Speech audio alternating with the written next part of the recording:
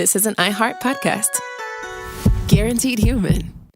With no fees or minimums on checking accounts, it's no wonder that Capital One Bank Guy is so passionate about banking with Capital One. If he were here, he wouldn't just tell you about no fees or minimums. He'd also tell you about how Capital One cafes are open 7 days a week to assist with your banking needs. Yep, even on weekends. It's pretty much all he talks about, in a good way. What's in your wallet? Terms apply. See CapitalOne.com/bankguy. Capital One N.A., member FDIC.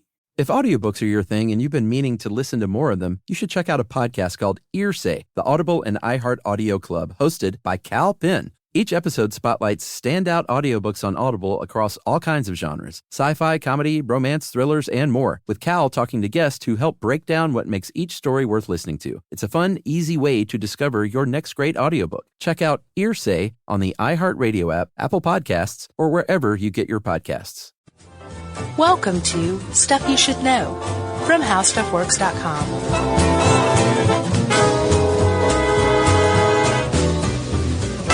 Hey, and welcome to the podcast. I'm Josh Clark. There's Charles W. Chuck Bryant. There's Jerry.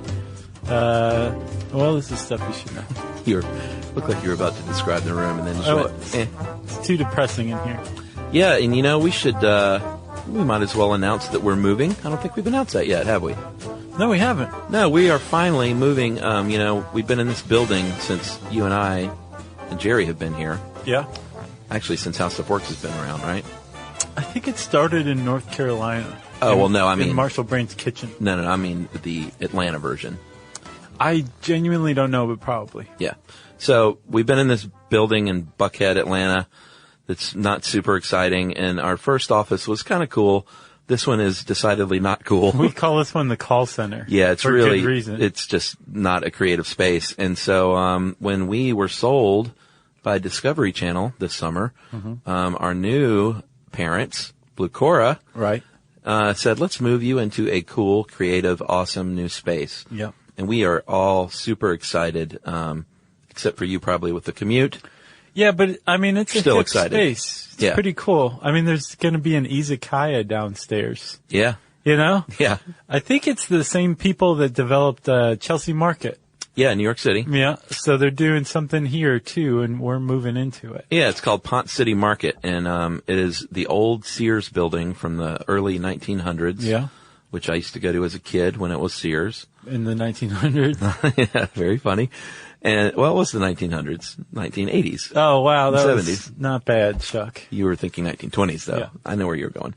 So we're trying to have a bigger presence in Atlanta and to be a little more visible. And the world. And so we're going to have a cool new office space, and it's just awesome. So thanks to our boss, Jason, and Jerry for working so hard on all this, and Michael and Izzy, and everyone's done a great job. And we're moving in, these are the last, 6 shows or so we're recording here. Yeah. Ish. Yeah. Until we move into our new place. Yeah. So I just wanted to say that. We're super excited. That was nice, Chuck. Yeah. Hats off to you, too. Yeah, killed a few minutes. Nice go. So that has nothing to do with poison ivy at all. No. And as a matter of fact, I'll bet there's not much poison ivy around Pont City Market. No, I hope not. Seems like the kind of place where they would keep the poison ivy under control. Yeah, and I imagine this also, by the way, will be a show where there will be many people scratching themselves. I did while I was researching. Matter of fact, I just scratched my ear while you said that. Yeah, but that had nothing to do with poison ivy. I have a poison ivy story for you. All right, let's hear it.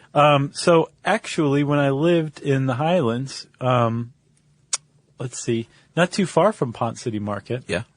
Yumi and I had this house we were renting. I remember that house. And it had a pretty substantial poison ivy vine growing up this big oak tree in the front yard. Oh, front yard? Yeah. Okay. You probably wouldn't have seen it. No, it came around the back. Right.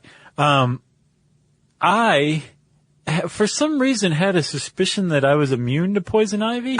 Dude, I remember this. I don't know why I thought that, but Yeah. I did. Uh-huh. Even still, I took, some precautions. I wore gloves and a long sleeve shirt and jeans and boots and everything like you're supposed to. And then I went out and decided to take this thing out. Yeah. That's when you were in your homesteading days. Right. Yeah. So first things first, you have to chop the vine, right? Because it grows alongside the tree. It like latches onto it to grow up. Yeah, it can. So, when it gets its meat hooks onto the tree, Yeah. I think that's the technical term for it.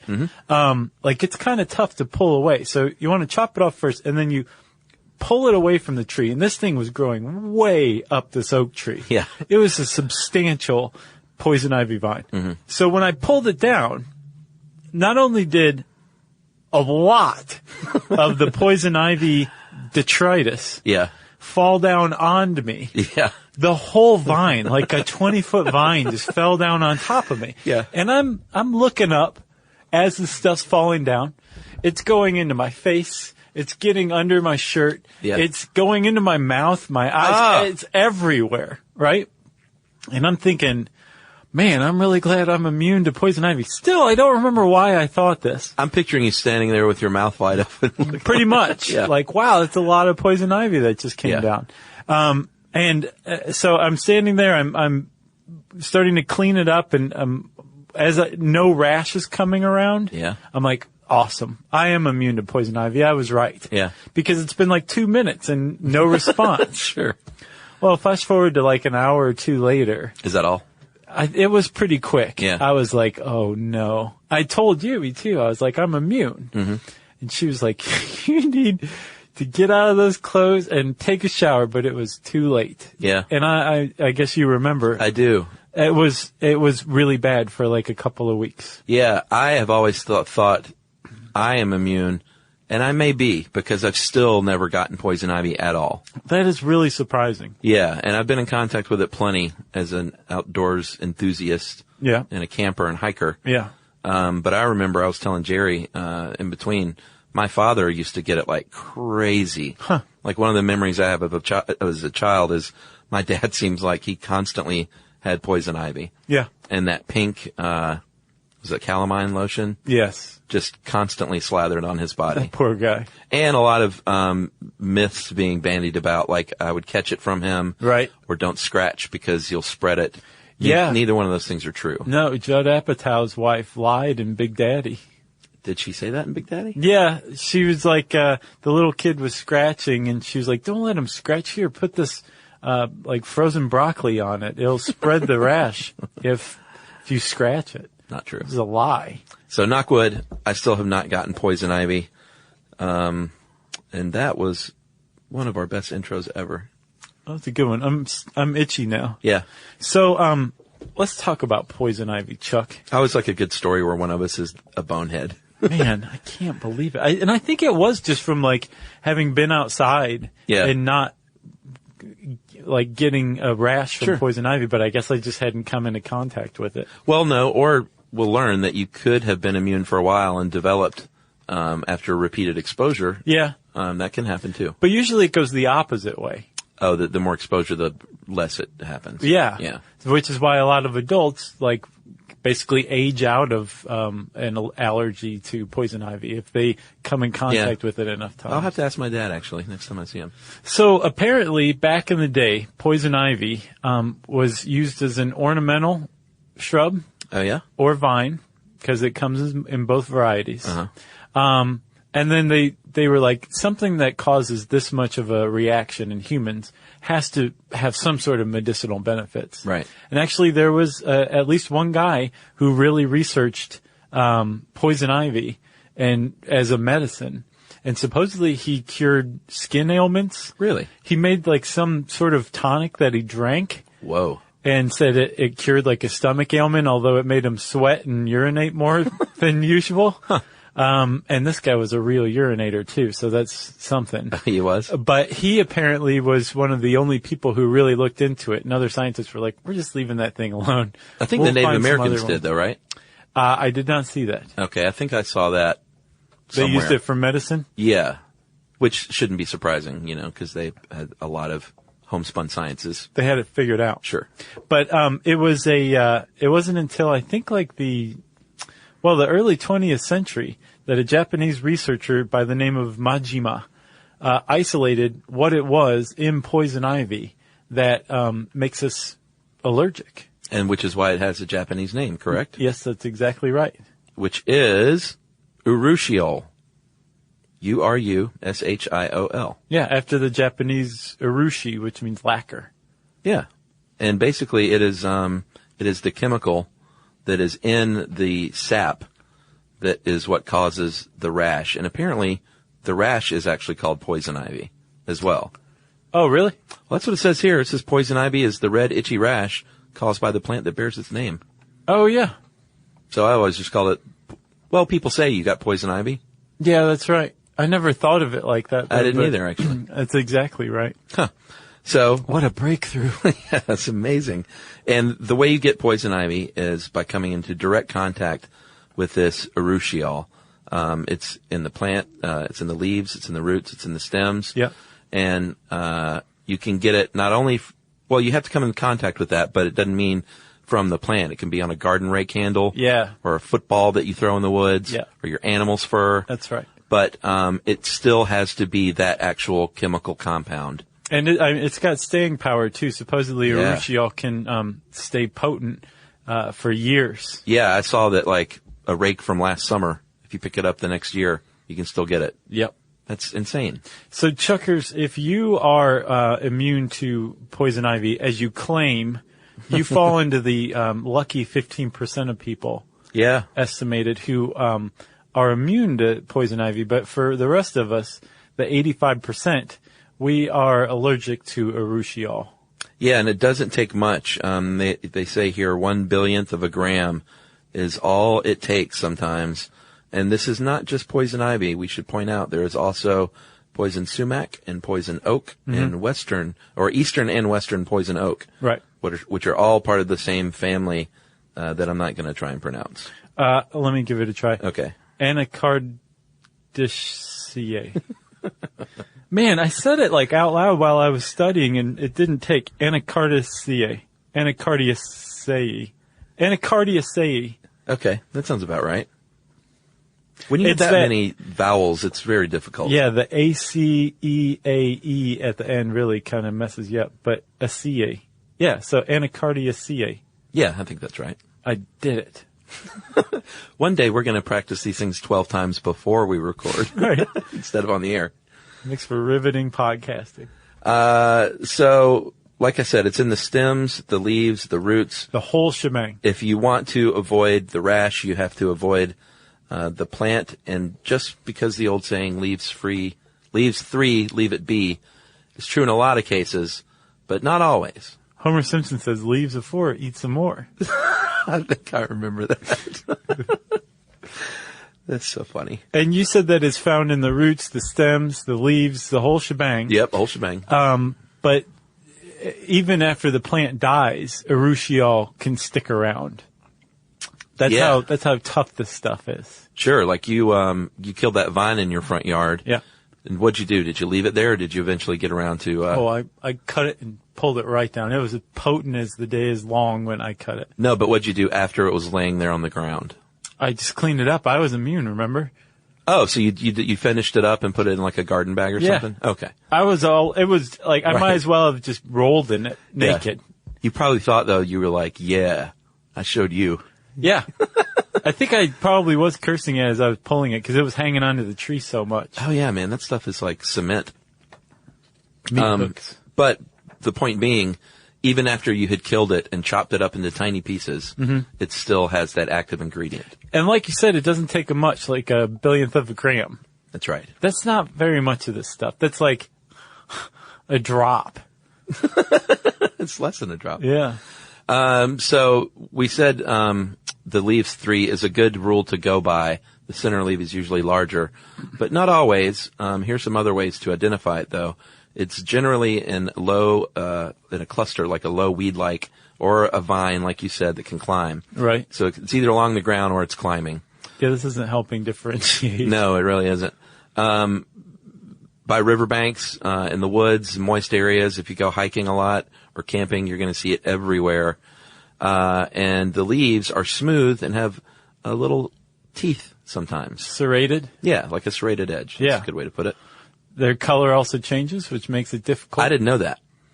I don't really remember that either. I had no idea. I thought it just turned brown. I thought they went from green to brown when it went dormant when the No. actual plant goes dormant. Apparently it's a seasonal thing, like reddish, then green, then yellow. Yeah, which is another reason why they were sold as ornamental vines for a while. Oh, that makes sense. But yeah, people were like, no, this is just foolishness. And white berries, apparently. And, well, let's take a message break, and then we'll talk a little bit about the oaks and sumacs Oh boy. right after this.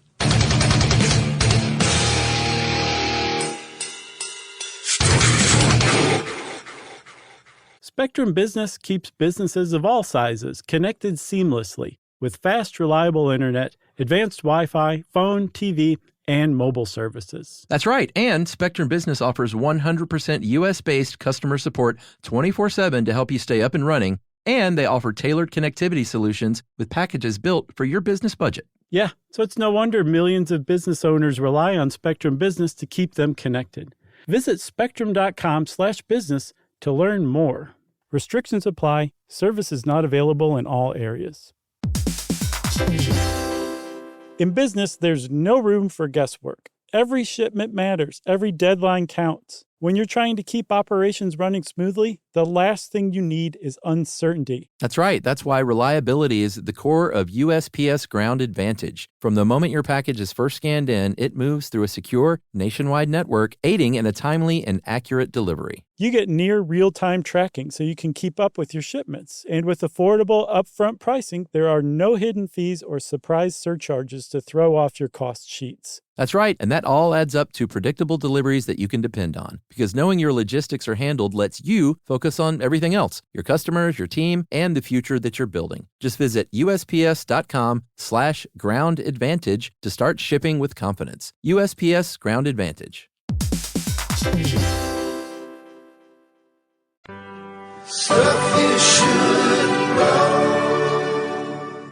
All right, oaks and sumacs, my friend. They are a little different in appearance. Yeah, so a poison oak is called that because it grows into a shrub. It's upright, I never thought about that. right? Uh-huh. So you walk along, you're like, oh, look at this cute little oak tree. You're going to be so big one day. And you put your face all over it or whatever. Yeah. You got poison oak on your face, you dummy. Don't ever get too close to an oak sapling because it could kill you and your whole family if it wanted to. That's right. And they can be from a foot to 6 feet tall. And on the West Coast and in the South, although I don't think we said that you're going to find poison ivy everywhere, but it says Southwest, but I looked at a map and it looked like kind of just California. Oh, really? Yeah, I mean, it kind of squirted out a little bit there into Arizona some, like in the desert. But then other parts of Arizona, obviously, you're going to find it. But most of the country, you can get your poison ivy. Except Alaska or Hawaii. Nah, because those are great places. I'm surprised Alaska. I'm surprised Hawaii doesn't have it. See, I wouldn't Everything think- grows in Hawaii. Yeah, but I don't know. Hawaii doesn't strike me as like woodsy. It seems more like Oh, there's a lot of woods there. lush and palm trees and Yeah. like rainforesty. Right, but I mean, this stuff grows in moist areas. Yeah, that's true. I don't know what to think anymore. Well, this is the thing. Like, you can't identify it. It grows everywhere, even the places they say it doesn't grow. I mean, we're in trouble, basically. So the oak, the leaves can also be in threes, but they are thick green and hairy on both sides. I think the hairy thing is what's the dead giveaway with the family Anacaceae. Yeah. Yeah. And then the sumac, you're going to find that in swamps, or in the Northeast and Midwest along the rivers, and it's a woody shrub. I love that word sumac. Yeah, I do too. It makes me think of like a Native American, like just rowing a canoe of their own making, like down a river. Wow, Sumac. That's what it evokes in my mind's eye. that's pretty cool. Yeah.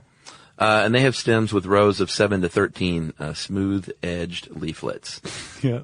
It doesn't look anything like poison oak or poison ivy. No, and you should know what this stuff looks like pretty much by now. But if you're a city dweller and you're gonna like go to the country, look it up online. Just look at some photos. Can you identify poison sumac? No, but poison ivy for sure. Yeah, I usually can. And Or if poison I oak. have a question about it, I just assume it is poison ivy and steer clear. Yeah, I don't think I've ever seen the sumac. I haven't either until this article. There's a little, I mean, it's kind of pretty. Oh, that is pretty. Yeah. It'll just Put your face in it. destroy you. So, Chuck, I guess let's stop beating around the bush here. Okay. Terrible. Yeah. What exactly is going on when poison ivy, and specifically urushiol, comes into contact with your skin? Why do you break out in a terrible, terrible rash? Well, it's pretty much the same. If you remember our allergy podcast, the same kind of thing is going on from what I can tell. It's like a mistaken response, Right. correct, to something that shouldn't give you a rash, That's right. which is why you see animals eating it like crazy and rolling around in it. Yeah. Because they're not dumb humans with dumb immune systems. Right. They're like, this stuff really is no big deal. Yeah. Your immune system, when it encounters urushiol, turns into like some bonehead at the bar who's like got this heightened like response, like, don't look at my girlfriend, and like wants to fight everybody. Yeah. That's what your T cells do in your immune system. Sure. So the urushiol, because of the way that it's formed, the compound that it is, it makes it through the skin pretty easily. Yeah. And as it is absorbed, your body, your skin actually metabolizes it and breaks it up into little components and presents it to your T cells, your immune system cells, to say, hey, are these guys cool? You recognize these guys? And again, your T cells are like, wait, no, I want to fight this guy. Yeah. And he calls his boys the cytokines, right? Yeah. The cytokines come along and they're like, yeah, let's fight. Yes, look at those white blood cells because they are some tough dudes. Right. And the white blood cells come in and they're huge. Yeah. And they turn into macrophages. That's right. And they eat stuff. Yeah. They eat the foreign substance like crazy. And in doing so, that's where you get your rash. It damages the tissue. Yeah, because they're not just focusing on the urushiol. No, 'cause they're dumb. Indiscriminately just messing the whole place up. Yeah. The whole bar just goes to pot because there's like glasses broken and stools thrown and everything is just messed up. Yeah, it's like the movie Hooper. With Burt Reynolds. Really? Oh yeah, I haven't seen that one. One of the great bar fights of all time. Oh, I got to see it. Yeah. So that's what's going on, basically. That's where the inflammation comes from. It is just like in allergies with hay fever. It's a mistaken response to that pollen in hay fever's case. And it's just your dumb body not knowing that it's really shouldn't be a big deal. Exactly. Which is why, over time, over repeated exposure to poison ivy, even those lunkhead T cells figure out like, oh, you're a pal. I don't have to mess with you. Right. I know my girlfriend's pretty. It's cool. I'd look at her too. Right. They calm down over a while. Yeah. You know? So eventually, I guess if you just rubbed poison ivy on yourself enough times, your response wouldn't occur at all. Yeah, but there is a myth that you can eat poison ivy to develop that immune response. Do not do that. Don't do that because you could die. No. Like seriously. Right. So what we just described can happen on your internal organs rather than your skin. The macrophages come in and indiscriminately just start eating everything and damaging the tissue. That's one thing if it's on your arm. It's another thing if it's on your esophagus. Sure. You know? Yeah, you could think it'd swell shut. Or it's just as bad your lungs too, which is another reason why when you destroy poison ivy, you don't burn it. Because when you burn it, the urushiol vaporizes and you can inhale it, and that's really, really bad. That is really bad. You mentioned that you thought you were okay after a few minutes. There can be something called delayed hypersensitivity. It is that. It's always that. Yeah, because you're not going to rub it on your skin and get it in seconds later. Right. That's immediate hypersensitivity. If you have delayed hypersensitivity, it could take hours. It could take days. You might think you're all good, and a few days later you're going to get it, which is one of the reasons the myth of if you scratch, it'll spread it happens because you might see it popping up on other parts of your body days later. Right. And it's not from scratching or spreading. It's because just that delayed response. That's right. Yeah. But you know more about that, right? So the whole thing, what we found out people call poison ivy, the rash, is technically called allergic contact dermatitis. Okay. And you can get it from all sorts of things, like laundry detergent or like an itchy, like tag. It's basically a skin irritation from an allergic reaction, right? And with the delayed kind, yes, it takes anywhere from, hours to days. Right. But it's gonna happen. Right. There's also immediate, which is like, say, a bee sting or like a peanut, where like you eat it and within minutes, like you're in big trouble. Yeah. And actually, if you do start to display the same kinds of symptoms that you would with like an immediate reaction, you really need to go to the hospital. Like if your throat swells up from poison ivy, right, or your lips turn blue from poison ivy, or you have a fever that's like over 100 degrees from it, those are all signs that you need to go to the hospital. This isn't a normal reaction to poison ivy. Yeah, if your lips turn blue at all in life, go to the hospital. Yeah. That's just Dr. Chuck chiming in. So we're going to bust some more myths and all that kind of jazz right after this.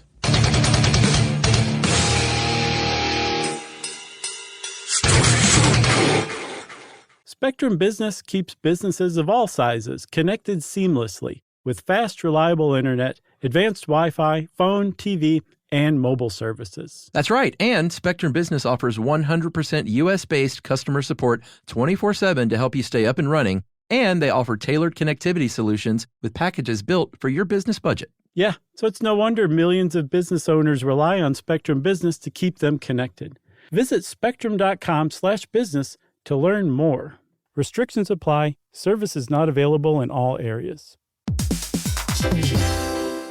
In business, there's no room for guesswork. Every shipment matters. Every deadline counts. When you're trying to keep operations running smoothly, the last thing you need is uncertainty. That's right. That's why reliability is at the core of USPS Ground Advantage. From the moment your package is first scanned in, it moves through a secure, nationwide network, aiding in a timely and accurate delivery. You get near real-time tracking so you can keep up with your shipments. And with affordable upfront pricing, there are no hidden fees or surprise surcharges to throw off your cost sheets. That's right, and that all adds up to predictable deliveries that you can depend on. Because knowing your logistics are handled lets you focus on everything else, your customers, your team, and the future that you're building. Just visit USPS.com/groundadvantage to start shipping with confidence. USPS Ground Advantage.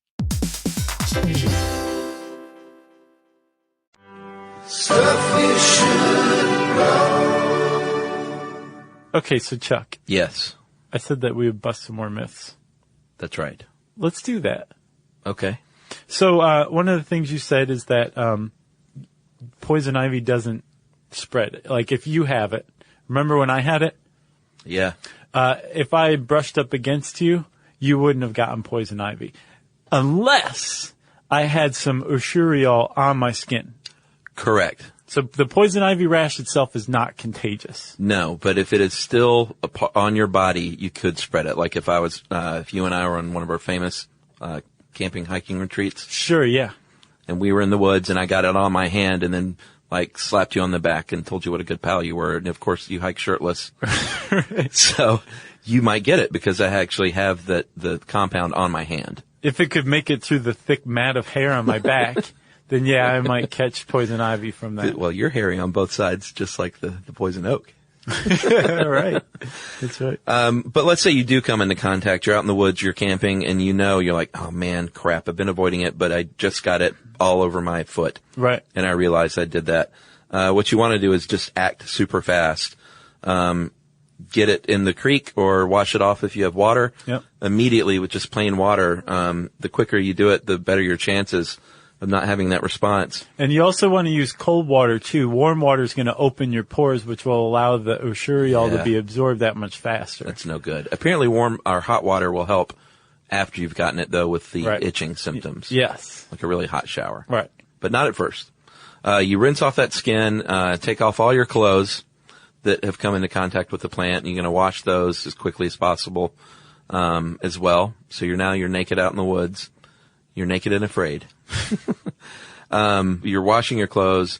You want to wash your skin at that point with the soap and water. After you've already washed it off initially. Yeah, rinsed it. And then, if you're at home, get some isopropyl alcohol and cotton and then do that next. If you're out in the woods, you probably won't have that. Yeah, so like you said, if you act fast, you might be able to prevent a reaction, and that's because you are washing the Usuriol off before your skin absorbs it. Yeah. Once your skin absorbs it, you have a very limited amount of time to take some sort of steroid, like a corticosteroid, that actually reduce the body's immune response naturally. Or like an antihistamine is a good example of that. Yeah, or a topical. If you're super allergic, you may even have a prescription for something like this. Right. Which you want to take right away. But if not, just, get the Cordate or Lanacort and rub that all over your body like my dad did. Right. Look like a weird pink beast. Right. But the problem is these windows close pretty quickly. Yeah. Because once the Usuriol is absorbed and once your body mounts this immune response, once those macrophages go in and do all this tissue damage, you're dead. Your body has to heal from that no matter what. Even if your body's no longer responding to this foreign invader that's actually harmless, the damage is still done and you've got yourself this dermatitis that you've got to deal with. Yeah, and it's gonna itch, and you shouldn't scratch it, not because you'll spread it, because you can actually get infected. And I don't remember, did you scratch a lot? Oh, or were you pretty good about it? I mean, I wanted to. What were some of your little, I know when someone is infected like that with something as an adult, they do all kinds of things like, I'm not scratching, I'm just rubbing my face on my pillow super hard. Right. No, I used a lot of self-control. Yeah. A lot of smacking. Oh, yeah. Like you can smack the thing, and it won't scratch. And the whole reason you're not scratching is not, again, you're not going to spread it by scratching, but what you're going to do conceivably is, you're going to open up these sores. Yeah, because they can get full-on blisters. Right. And if you break one of these blisters and you've got poop under your fingernails, you can infect the blister and get a skin infection and end up with scars. It's not a good jam. So if you smack it, you're not going to scratch it or you're not going to break the skin, but you can still alleviate that itch that's generated by your skin repairing itself. Because you never know when you might have poop under your fingernails. Exactly. So just defer to the smack. I'll bet there's a substantial amount of the population who has poop under their fingernails at any given point in time. Yeah, I don't want that weird stat. Not at all. So a hot shower, once you have the rash, can help soothe the itching a little bit. Calamine lotion can help. Baking soda paste, if you're into more natural things. Sure. Baking soda, and water just mixed together basically. Rub that on there. Right. And the old oatmeal bath with any kind of rash will soothe things a little bit. That's right. I think I used just tons of calamine lotion. Yeah. If I'm not mistaken. I think I blocked a lot of that out. And would Yumi just walk by shaking her head at you every time she saw you? She took good care of me, but yeah. That's good. Yeah. You can also just kind of get around the whole thing by using something like Ivy Block, which uses something called... that's if you go camping and you know you're allergic, you can take something beforehand? That's right. A preventative, that's what it's called. Yeah, bentoquatum. Or Never heard of that. bentoquatum. Basically, it acts as a shield. It prevents the Usuriol from being absorbed by your skin. Interesting. And it works to a degree, supposedly. If you do want to get rid of it at your house, you should do what Josh did, sort of, in that you wore boots and long sleeves and gloves. Right. And all that stuff. So you were on the right track. Just don't gaze upward in wonder as the stuff falls down onto your face. Mouth agape. Man, that was just bad. Not good. But if you do dress up like that and cover yourself, you want to pull it out by the roots and get it all out of there. Yeah. And because it's a vine. Yeah. And vines can establish themselves pretty easily with just the slightest fragment of living plant. That's right. Don't burn it. No. It's not just bad news for you. It's bad news for all your neighbors, too. Yeah, I imagine. You got anything else? The old man Clark over there is burning his poison ivy. Right. I got nothing else. I don't either. That's poison ivy. If you want to know more about it, including seeing pictures of poison ivy and poison sumac and poison oak before you go camping, you can type in poison ivy at the search bar at howstuffworks.com, and it'll bring up this great article. And since I said search bar, it's time for listener mail. I'm going to call this part 2 of Scientific Method from a scientist. Hi, Josh, Chuck, and Jerry, Jeri. I feel like I'm not getting her name right. So I'm sensing that these scientists are, they don't feel good about their spelling abilities. No, but they're doing a great job. They are. Just heard the episode on Scientific Method and wanted to say you guys did a pretty good job with it and its history, and I say this as a practicing scientist. And he had a great long email, but I'm going to have to edit for content. But he talks a little bit about the woes of current science. He said, it is a problem that many young academics fret about. The problems are real, but I want to underscore the fact that in many ways, it is a golden age of science right now. So much good work is getting done. It just happens to be a terrible time to be a scientist. More funding would help alleviate some of the strain academia is under, but as you point out, there's some systematic reforms that need to happen as well, and many are discussing just what a workable solution is. I have tried to stick as close to the scientific method as possible in my career and haven't been all that productive because of it. I'd rather publish something solid than put something out there that's potentially wrong or flawed. Being able to publish negative data would be good, but even more to the point, science almost works well as improv, which is the yes and approach. Oh, yeah. Where a scientist proposes a hypothesis and supports it, and another scientist picks it up and says, well, yes, if so, then this should also be true as well, and extends the original work. So he's a collaborator. The scientific method is a huge part of our lives and needs to be taught to all. I say we need more science literacy, not more scientists, but it can be tricky.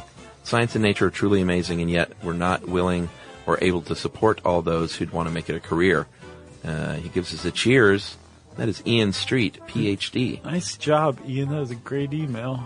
Yeah, and good for you for sticking to the scientific method, even to your detriment. Yes. Hang in there. I hope you write a great paper one day that gets you accolades and money. With great spelling, too. That's right. If you want to be like Ian and talk to us, you can tweet to us at SYSK Podcast. You can join us on Facebook.com/Stuff You Should Know. You can send us an email to stuffpodcast@howstuffworks.com. And as always, you can join us at our home on the web, stuffyoushouldknow.com.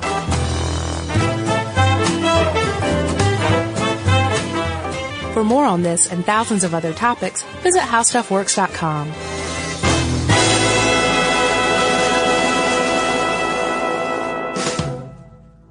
You know, you could be adored by everyone and still completely ignored by your cat. Trust me, I know. But if you feed your cat Sheba, you can go from being ignored to truly adored in 12 days guaranteed or your money back. Sheba has a full menu of products, appetizers, entrees, treats, even a kitten's menu. It's so cute, so Sheba has a product for even the pickiest eater. Like Sheba Puree, it's made with bone broth, their chef-inspired flavors, it's got a smooth and creamy texture that cats love, and contains no corn, wheat, soy, or artificial flavors. It's food that your cat's gonna love. To learn more, check out Sheba.com. That's SHEBA.com. Snoring? Gasping during sleep? Feeling fatigued? Ask your doctor about Zepbound, tirzepatide, the first and only FDA-approved prescription medicine for moderate to severe obstructive sleep apnea, OSA, in adults with obesity. Zepbound is a prescription medicine used with a reduced calorie diet and increased physical activity to help adults with moderate to severe obstructive sleep apnea, OSA, and obesity to improve their OSA.